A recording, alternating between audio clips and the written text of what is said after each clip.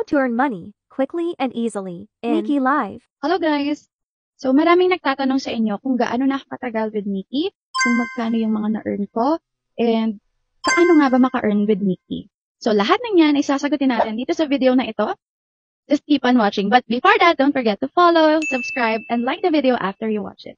Pag-uusapan natin dito sa video na ito ay kung gaano na ako katagal dito sa Nikki, magkano ang na-earn ko sa Nikki, paano nga ba kumita dito sa Nikki, and ano-ano yung mga activities or pwede mong gawin para kumita ka dito sa app na to.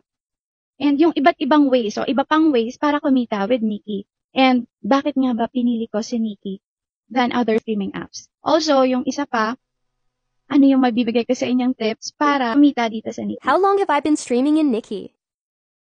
Honestly, nag-start ako dito last year, 2023. Pero hindi ako nag-focus sa Nikki because I have other streaming apps before.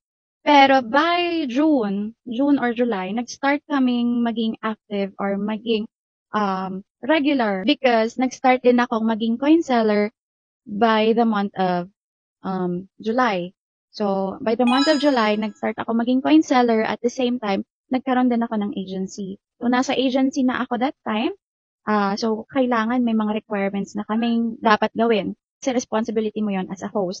So, unang-una na doon is yung pag-maintain ng beans mo to a minimum of 100K every week.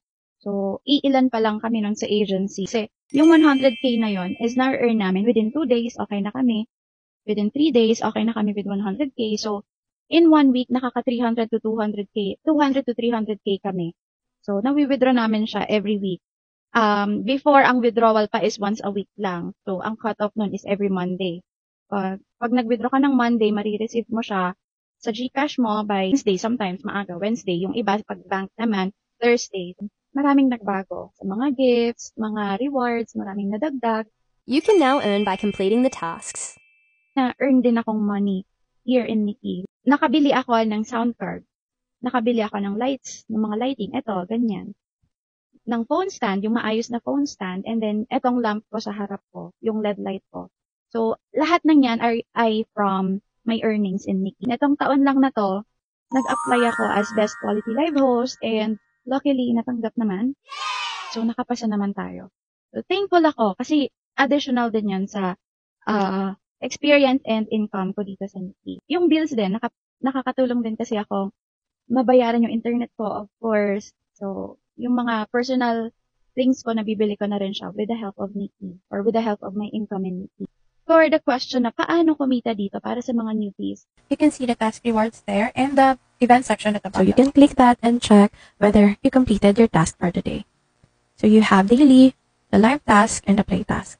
Aside from that, you can check at the bottom the option for PK, playing the lucky gifts, and the any game. And right after you end your live, you have your data that you can see here, where you have your live duration, your gift income, your game income, lucky gift income. You can also see how many new followers you got and the audiences that visited your live. So start completing your live task for at least 3 hours every day. Paano nga ba kumita by live streaming? So dito sa Nikki, maraming ways or paraan para kumita ka dito other than live I've earned those amount by joining the Club OPK and winning the Club OPK and receiving gifts.